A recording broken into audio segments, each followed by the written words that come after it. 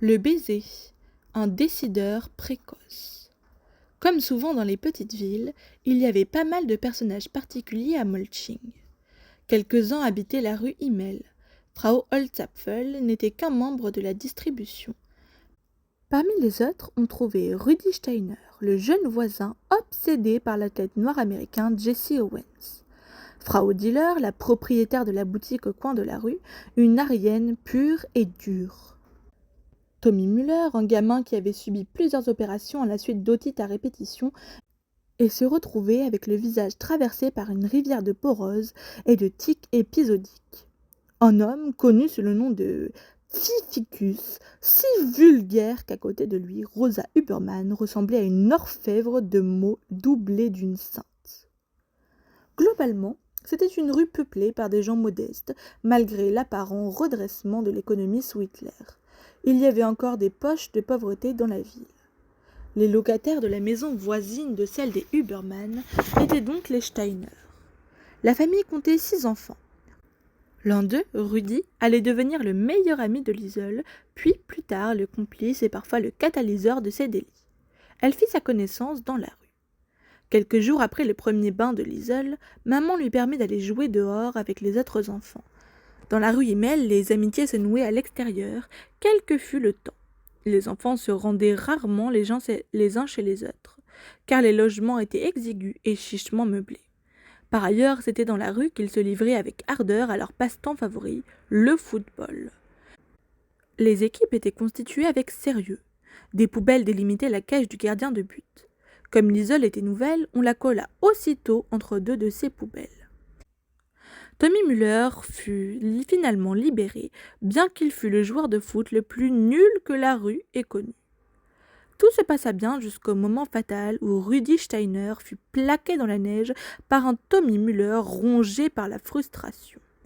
« Quoi » hurla Tommy, le visage secoué de tics. « Qu'est-ce que j'ai fait ?» L'équipe de Rudi se vit accorder un penalty et Rudi Steiner se retrouva face à la nouvelle Liesel Memminger. Sûr du résultat, il plaça le ballon sur un monticule de neige sale. Après tout, sur 18 pénaltys, il n'en avait pas manqué un seul, même lorsque l'adversaire réussissait à sortir Tommy Müller des buts. Quel que fût le remplaçant, Rudi marquait. Pour l'occasion, ils tentèrent de faire sortir Liesel. Comme vous pouvez l'imaginer, elle protesta, et Rudi fut d'accord. « Mais non, voyons, dit-il avec un sourire tout en se frottant les mains. Qu'elle reste !» La neige avait cessé de tomber sur la chaussée grisâtre, et les traces de pas s'entrecroisaient entre eux. Rudi se concentra et tira. Liesel plongea et dévia le ballon avec son coude. Elle se releva avec un grand sourire, mais elle fut accueillie par une boule de neige en plein dans la figure. Il y avait beaucoup de boue dedans. Cela chauffait affreusement. « Pas mal visé, non ?» Rudi, hilar, se remit à courir après le ballon. « Saucurl » chuchota Liesel. Elle apprenait vite le vocabulaire de son nouveau foyer. Quelques informations sur Rudi Steiner.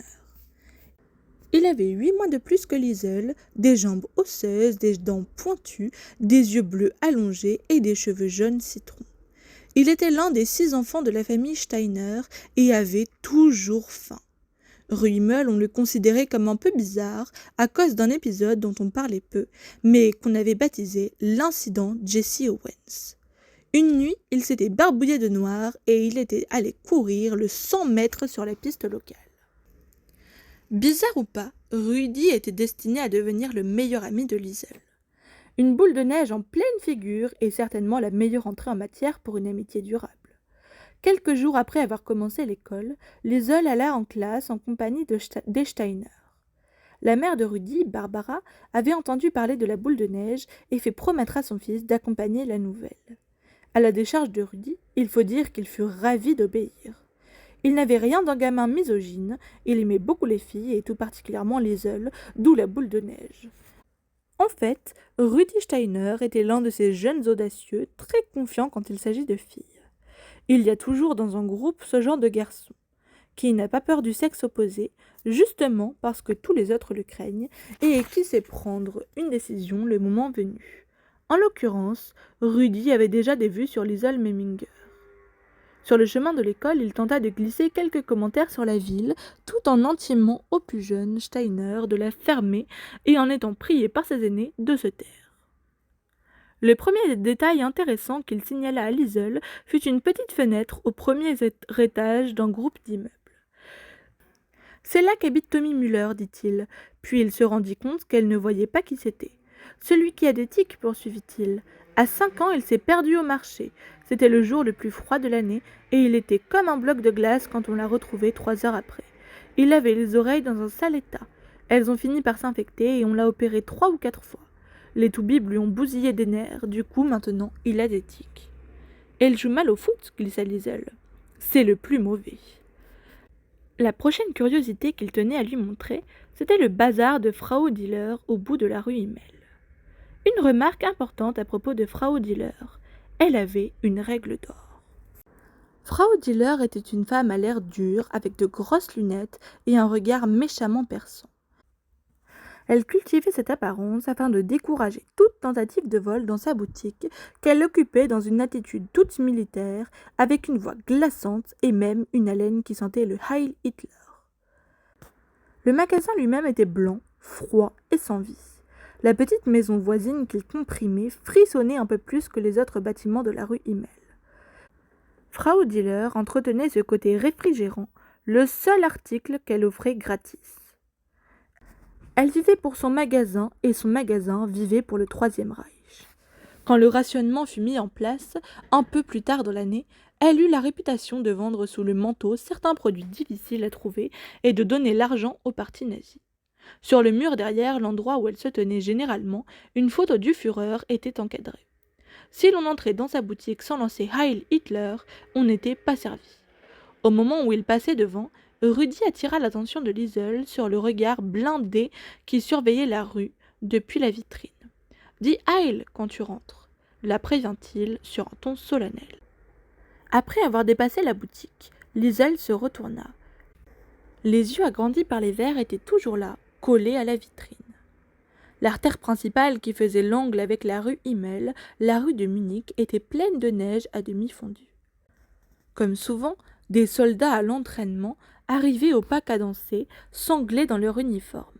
Leurs bottes noires polluèrent encore un peu plus la neige. Ils regardaient fixement devant eux. Lorsqu'ils eurent disparu, Liesel et les enfants Steiner passèrent devant quelques vitrines, puis devant l'imposant hôtel de ville qui serait abattu et enseveli quelques années plus tard. Certaines des boutiques, encore marquées par les étoiles jaunes et des slogans antisémites, étaient abandonnées. Plus loin, l'église visait le ciel avec son clocher. La rue elle-même était un long tube de grisaille, un couloir d'humidité, des silhouettes voûtées dans le froid et l'écho mouillé des pas dans la gadoue. À un moment, Rudy courut en avant, entraînant Liesel derrière lui. Il alla frapper à la vitrine d'une boutique de travailleurs. Si la fillette avait su lire l'enseigne, elle aurait compris que le magasin appartenait au père de Rudy. Il n'était pas encore ouvert, mais à l'intérieur, derrière le comptoir, un homme s'affairait. Il leva les yeux et agita la main. « Mon papa, dit Rudy.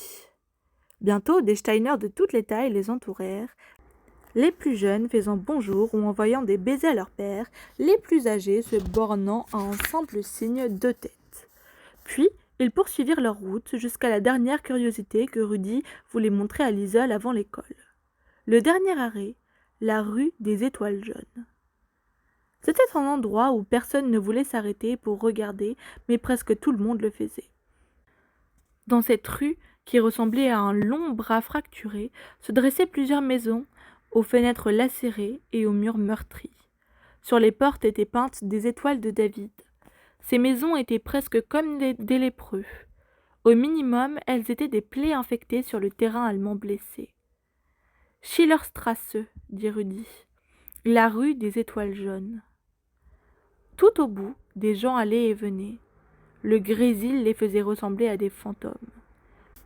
Pas à des humains, mais à des formes qui se déplaçaient sous les nuages couleur de plomb. « Venez par ici, vous deux !» Kurt, l'aîné des enfants Steiner, les rappela à l'ordre, et Rudy et Liesel se hâtèrent de le rejoindre. À l'école, Rudy mit un point d'honneur à chercher la compagnie de Liesel pendant les récréations. Les autres racontaient que la nouvelle était idiote, mais il s'en moquait.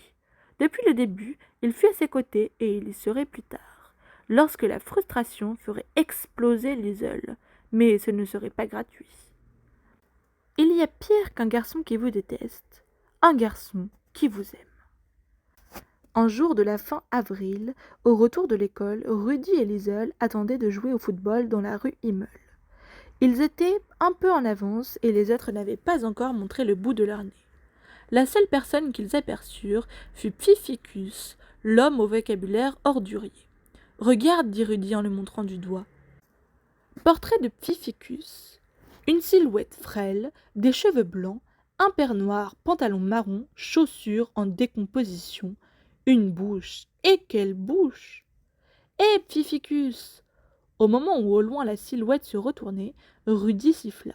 Le vieil homme se redressa et simultanément il se mit à jurer avec une férocité qui à ce niveau tenait du génie. Personne ne semblait connaître son véritable nom, ou du moins personne ne l'utilisait jamais.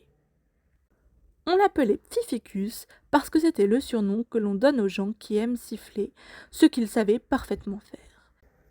Il sifflait en permanence la marche de Radotsky et tous les enfants de la ville l'interpellaient et reprenaient l'air. À ce moment-là, Pfiffikus abandonna sa démarche habituelle, penché en avant, progressant à grandes enjambées, les mains derrière son dos, revêtu de son imperméable, et il se redressait pour émettre une bordée de jurons. Toute impression de sérénité disparaissait alors brutalement, car sa voix n'était que fureur. Cette fois-là, Liesel, par une sorte de réflexe, imita l'attitude sarcastique de Rudy. « Pfiffikus !» fit-elle à son tour, adoptant l'attitude cruelle appropriée. Le ton qui sortit de sa bouche était affreux, mais elle n'avait pas le temps de le perfectionner. L'homme les poursuivit en criant. Il lança un « Gescheissen !» et à partir de là, cela dégénéra rapidement. Au début, ces insultes étaient uniquement destinées à Rudy, mais bientôt ce fut au tour de Liesel d'être sa cible. « Petite salope !» rugit-il. Les mots se fichèrent dans le dos de la fillette. Drôle d'idée de traiter de salope une enfant de 10 ans.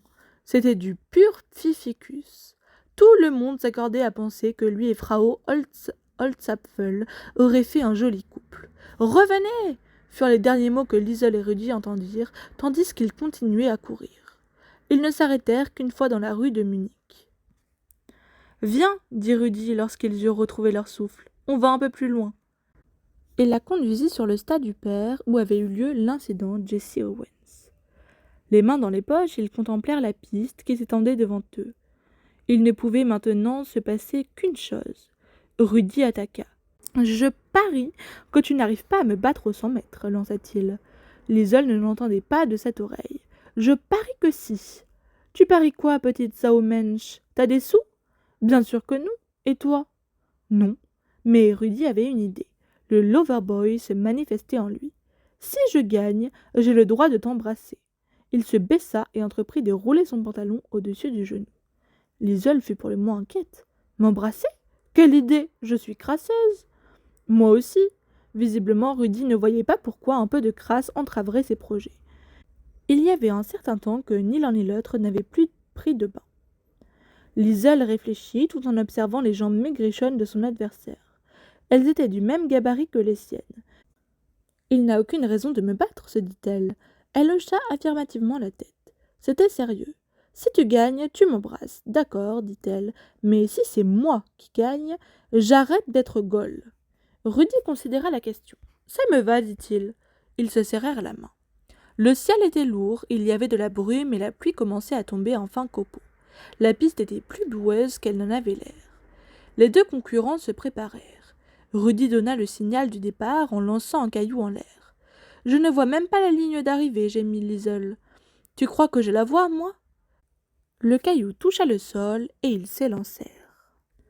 Ils couraient côte à côte en jouant des coudes, chacun essayant de passer devant l'autre.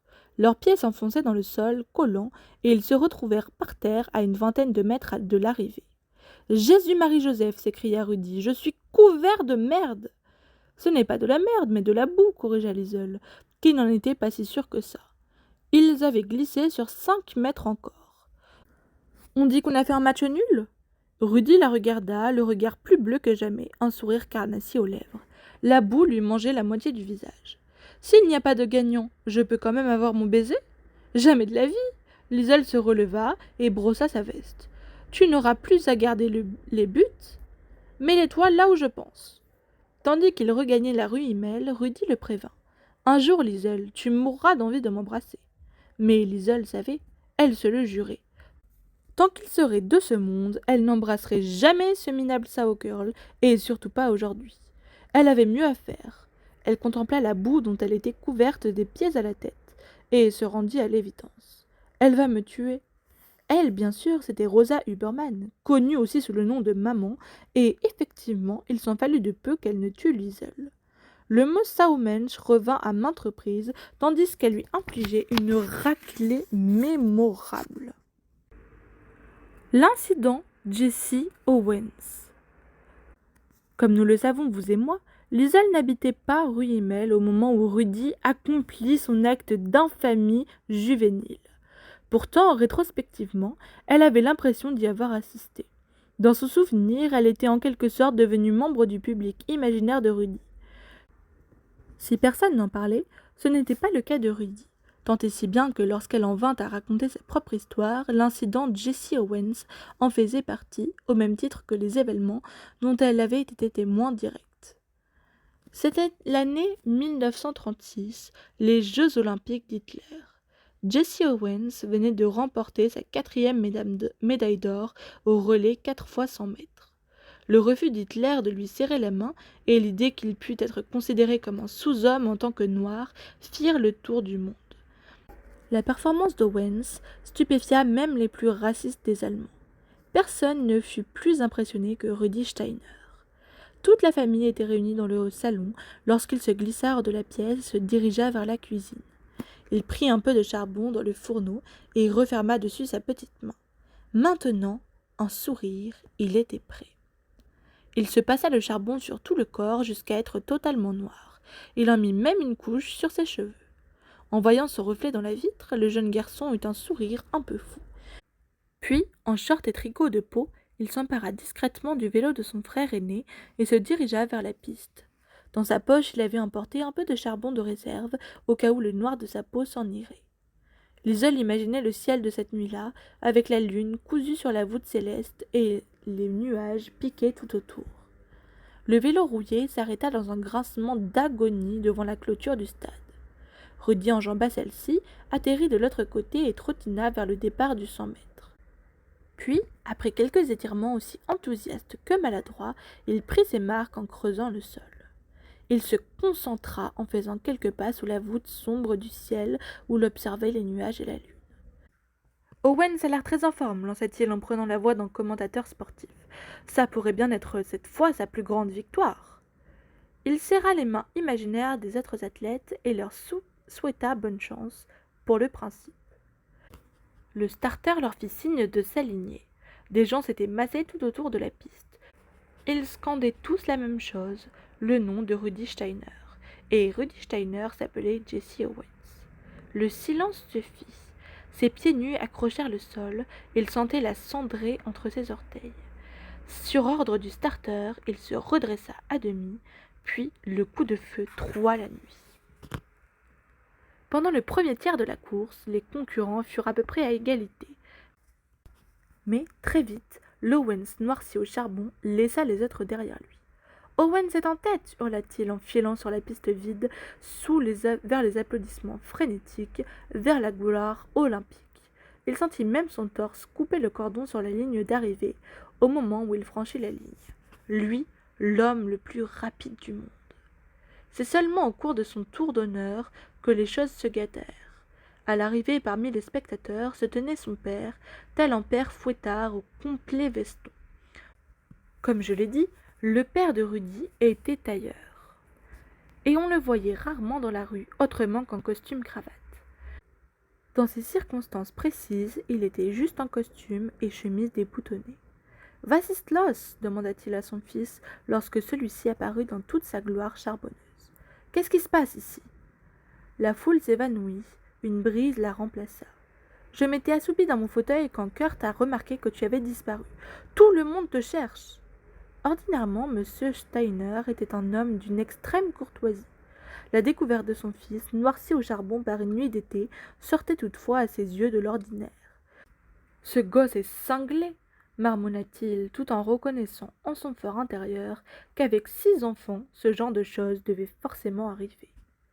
Dans le lot, il y en aurait au moins un pour poser problème. Et il l'avait en ce moment devant lui, dans l'attente d'une explication de sa part. « Je t'écoute. » Rudy, plié en deux, tentait de reprendre son souffle. « Je faisais comme si j'étais Jesse Owens, répondit-il, l'air le plus naturel du monde. Le ton employé sous-entendait même quelque chose du genre « Alors, qu'est-ce que ça donne ?» Il changea cependant d'attitude lorsqu'il vit les cernes creusées par le manque de sommeil sous les yeux de son père. « Jesse Owens !» Monsieur Steiner avait un visage de bois, un ton direct, un grand corps solide comme en chêne, et des cheveux comme des échardes. « Quoi, Jesse Owens ?»« Tu sais bien, papa, le magicien noir. Je vais t'en donner, moi, de la magie noire. » Il saisit l'oreille de son fils entre le pouce et l'index. Rudy grimaça. « Ouille, ça fait mal !»« Tiens donc !» Son père était surtout préoccupé par la texture moite et charbonneuse qui lui tachait les doigts. « Ce n'est pas vrai, il s'en est mis partout, jusque dans les oreilles, pensa-t-il. Viens, on s'en va. » Sur le chemin du retour, M. Steiner fit de son mieux pour parler politique avec son fils. C'est seulement des années plus tard que Rudy comprendrait tout, quand il serait trop tard pour chercher à comprendre quoi que ce soit. La politique contradictoire d'Alex Steiner. 1. Il était membre du parti nazi, mais il ne haïssait pas les juifs, ni qui que ce soit d'autre d'ailleurs. 2. Toutefois, il ne put s'empêcher d'éprouver secrètement un certain soulagement, ou pire, un certain contentement, quand les boutiquiers juifs furent privés du travail, car d'après la propagande, des tailleurs juifs n'allaient pas tarder à venir lui voler sa clientèle. 3. Mais cela signifiait-il qu'il devait être définitivement chassé ? 4. Sa famille, il devait évidemment tout faire pour l'entretenir, et si ça voulait dire être un membre du parti, eh bien, il était membre du parti. 5. Quelque part tout au fond de son cœur, il éprouvait une démangeaison, mais il refusait de se gratter. Il redoutait ce qui pourrait alors suinter. En regardant la rue Himmel, Alex dit à Rudy : « Fiston, tu ne peux pas te balader barbouillé de noir, tu m'entends ?» Rudy écoutait, sans bien comprendre le sens des paroles de son père. La lune était maintenant détachée, libre d'évoluer dans le ciel, de monter, de descendre, et de laisser couler un filet lumineux sur son visage, ce qui le laissait un peu dans le vague, comme ses idées. « Pourquoi non, papa ? » ?»« Parce qu'on t'emmènera. »« Pourquoi ? » ?»« Parce que tu ne dois pas vouloir être comme les Noirs, les Juifs ou les gens qui ne sont pas comme nous. »« C'est qui les Juifs ? Tu connais mon plus vieux client, Monsieur Kaufmann, chez qui on achète tes chaussures ? Oui, il est juif. Je ne savais pas. Il faut payer pour être juif ? Il faut une autorisation ? Non, Rudy. Monsieur Steiner guidait le vélo d'une main et son fils de l'autre, et il avait du mal à mener en même temps une conversation. Il avait d'ailleurs oublié qu'il tenait toujours Rudy par l'oreille. C'est comme quand on est allemand ou catholique, poursuivit-il. Ah, est-ce que Jesse Owens est catholique ? Je n'en sais rien, voyons. Monsieur Steiner se prit le pied dans une pédale, du coup, il lâcha Rudy. Ils avancèrent quelques minutes en silence, puis Rudy déclara : « J'aimerais ressembler à Jesse Owens, papa. » Cette fois, son père lui posa la main sur la tête. « Je sais, fiston, mais tu as de beaux cheveux blonds et de grands yeux bleus, de la bonne couleur. Tu n'as pas à t'en plaindre, c'est clair ?» Mais rien n'était clair. Rudy ne comprenait rien, et cette nuit-là fut le prélude d'événements futurs. 2 ans plus tard, la vitrine du magasin de chaussures Kaufmann vola en éclats et toutes les chaussures furent jetées dans un camion avec leurs boîtes.